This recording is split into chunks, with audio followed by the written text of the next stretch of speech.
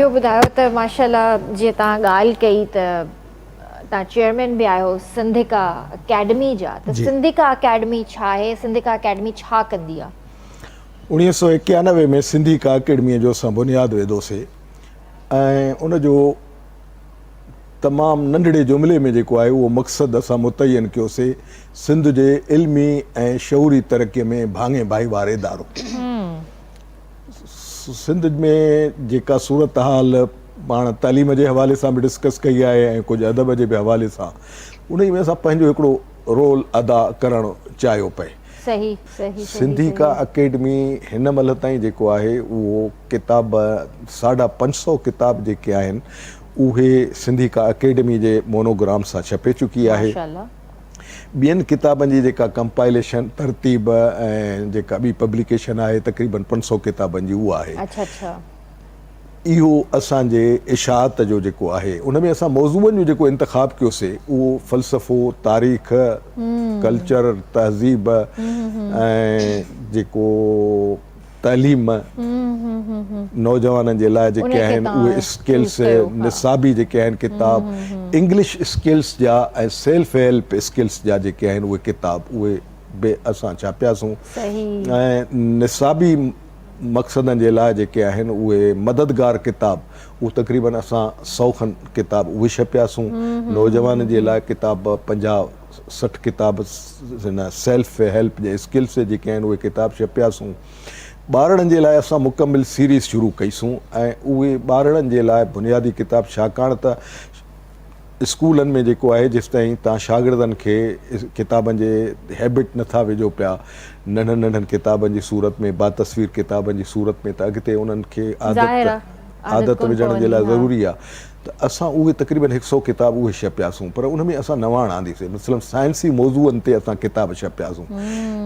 असांखां अॻु में ईअं थींदो त ॿारनि जे लाइ सिर्फ़ु कहाणियुनि जा किताब, लतीफ़नि जा किताब ऐं टोटकनि जा किताब जेके आहिनि उहे छपिबा हुआ।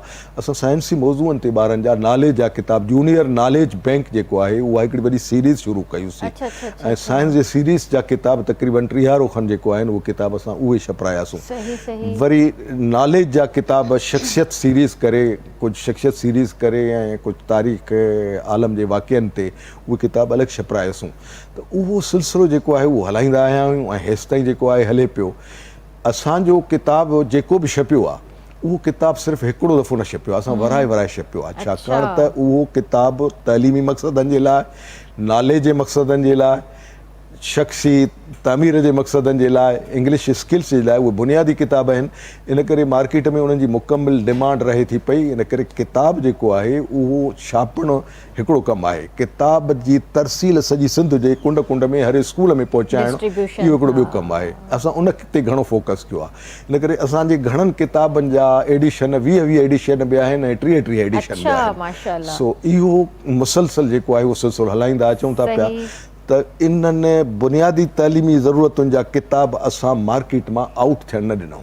ॿियो कमु असां इहो कयोसीं त सिंध जा जेके बि डिविज़नल हेडक्वाटर आहिनि उते असां पंहिंजो सिंधिका बुक शॉप्स क़ाइमु कयासीं त जीअं किताब जी सहूलियत सां रसद थिए ऐं माण्हुनि खे आसानी थिए। उहे डिविज़नल हेडक्वाटरनि मां जेके आहिनि उहे मुख़्तलिफ़ शहरनि ॻोठनि जा माण्हू अचनि था, उन्हनि खे सवलाई थिए थी। उन में अञा इहो कमु कयोसीं त असां कम्यूनिटी लाइब्रेरी स्कीम शुरू कईसीं। त कम्यूनिटी लाइब्रेरियूं घर में ठाहियो। असां हिकिड़ो चूंड किताब जेको आहे 150 चूंड किताब जेके कंहिं बि फैमिलीअ जे लाइ, कम्यूनिटीअ जे लाइ, उनजी डेवलपमेंट जे लाइ, उनजे तइलीमी ज़रूरतुनि जे लाइ, उनजे ज़हनी अवसर जे लाइ, तरबियती मक़सदनि जे लाइ हिकिड़ा शानदार किताबनि जी 150 किताबनि जी लिस्ट ठाहे करे उहो असां 12,000 रुपयनि में कम्यूनिटी लाइब्रेरी जी स्कीम शुरू कईसीं। उन में असां हज़ारे लाइब्रेरियूं, कम्यूनिटी लाइब्रेरियूं क़ाइमु कयूंसीं। वरी स्टूडेंट्स लाइब्रेरी 5,000 रुपयनि जी क़ीमत जी जेके शागिर्दनि लाइ तमामु लाज़मी किताब हुजनि, वरी उहा स्कीम शुरू कईसीं। उन में हज़ारे जेको आहे स्टूडेंट लाइब्रेरियूं क़ाइमु कयूंसीं। सर इहे सभु किताब बि कलेक्ट करण में तव्हांखे टाइम त लॻो हूंदो न? उहो मुकमिल फुल टाइम ज़ाहिर आहे मां फुल टाइम ॾिनो। मुंहिंजो वॾो फर्ज़न मिस्टर फज़लुर रहमान जेको आहे उहो मुंहिंजो ॿाहबेली थियो हिन कम में। मुंहिंजो ॿियो पुटु मुजीबुर रहमान इन कम में फाइनल थियो ऐं असां बाक़ाइदे टीम वर्क सां जेको आहे उहो एॾो सारो कमु करण में जेको आहे उहो कामयाबु थियासीं। असां वरी ॿियो अञा हिकिड़ो टियों इहो कमु कयो त नौजवाननि जा ग्रुप तयारु करे ऐं उन्हनि खे किताब कुल्हे ते खणायासीं त तव्हां सिंध जे स्कूलनि में वञो ऐं स्कूलनि में हीअ किताब मुतारिफ़ कराए उते किताबनि खे ॾेई अचो ऐं स्कूलनि में किताबी मेला हणो। किताबी मेलनि जो स्कूल ऐं कॉलेजनि में जेको आहे उहो रवाजु असां विधो, उहो अञा ताईं हले थो पियो। ऐं कुल्हे ते गठड़ी खणी जीअं पठाण असां वटि कपिड़ा ॻोठनि में खणी फिरंदा आहिनि, तीअं असांजा नौजवान तयारु थियल जेको आहे उहो गठड़ी किताबनि जी स्कूलनि में खणी वञनि था, किताबनि खे मुतारिफ़ कराइनि था, किताबनि खे पहुचाइनि था। इहो सिलसिलो हले थो पियो। त इहो कोशिशि कई त असां सिंध जे इन हीअ तइलीमी मांडराण में तइलीमी माहौल खे में जेको पंहिंजो हिसो मिलाए सघूं था, पंहिंजे हिसे जो कमु करे सघूं था पिया, उहो असां कमु कयूं ऐं उहो असां कमु करे रहिया आहियूं। बहितरीनु ॾाढो सुठो कमु करे रहिया आहियो। ऐं मुंहिंजे ख़्याल सां त असांजी सिंध जो जेको नौजवान आहे हींअर किताबनि खां महरूम न हूंदो ऐं उनखे हर नॉलेजेबल बुक अवेलेबल हूंदो, चाहे स्कूल में हुजे चाहे लाइब्रेरी जेके तव्हां क़ाइमु कयूं आहिनि उन्हनि में हुजे। त इहा ॾाढी सुठी हिकिड़ी जद्दोजहद आहे। अलाह साईं मज़ीद तव्हांखे हिन में कामयाबी अता करे ईअं कमु कंदा रहो। अच्छा, मूंखे इहो ॿुधायो त हाणे तव्हां जीअं पब्लिश कयो था बुक्स वग़ैरह, त हिन में पोइट्री जा बुक्स केतिरा आहिनि? किताब शाइरीअ जे हवाले सां असांजा किताब तमामु थोरा आहिनि। चइनि 4 या 5 किताब आहिनि। टोटल 4 किताब आहिनि। मुमकिन आहे 5हों उर्दूअ में शाह जे रिसाले जो उर्दू तर्जुमो असां उनखे ॻणियूं। असल में उनजो सबबु इहो आहे त सिंध में तमामु घणा पब्लिशर आहिनि ऐं उहे शाइरी छपनि था। पब्लिशरनि जी 100 किताब 200 किताब शाइरीअ जा छपियल आहिनि। असां फोकस जेको आहे उहो तइलीमी ऐं तरबियती मौज़ूअनि खे रखियोसीं, तारीख़ ऐं फ़लसफ़े जे मौज़ूअनि खे रखियोसीं। शख़्सियत जे ऑटोबायोग्राफीज़ खे मतिलबु जंहिंमां इंस्पायरेशन मिले, जंहिंमां किताबनि मां तइलीमी तरक़ी थिए। मां ज़ाती तौर ते सिंध जेको आहे उहो विज़िट कंदुसि, पंहिंजा बुक शॉप्स विज़िट कंदुसि, सिंध जे अदीबनि सां मिलंदुसि। जंहिं शइ जी ज़रूरत मां पंहिंजे विज़िट में महसूसु कंदुसि, मोटी अची करे उहो मौज़ूअनि ते किताब तयारु कंदुसि। मां पंहिंजा किताब ज़्यादा तौर ते इन तरीक़े सां तयारु कया। मां हिकिड़ो किताब शाह लतीफ़ जे हवाले सां नौजवाननि खे 16 ऐं संजो किताब जेको आहे उहो खपे थो पियो त शाह लतीफ़ जे शाइरीअ जो जेको आहे उहो तारीफ़ उन्हनि ताईं आसानीअ सां पहुचे।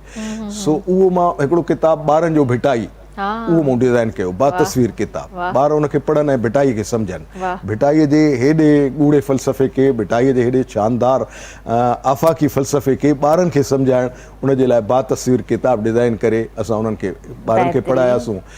नौजवाननि जे लाइ किताब हिकिड़ो मूं तयारु कयो शाह लतीफ़ जे शाइरीअ जे हवाले सां, शाह लतीफ़ वटि इश्क़ जा 10 उसूल। इहो किताब एलिफ शफ़क़ जो किताब आयो, रूमीअ वटि इश्क़ जा 40 उसूल। उनखां इंस्पायरेशन थी करे चयोसीं त रूमीअ वटि बि उसूल आहिनि त भिटाईअ वटि बि आहिनि। असांजो भिटाई जेको आहे उहो आफ़ाक़ी शाइर आहे। ऐं पोइ उन्हनि के शाह लतीफ़ जे सुरनि में जेका शाइरी इन हवाले सां आहे उन खे कंपाइल करे नौजवाननि खे ॿुधायो त हीअ ज़िंदगीअ में कमिटमेंट, इश्क़ आहे कमिटमेंट, वाबस्तगी, फिदाइयत।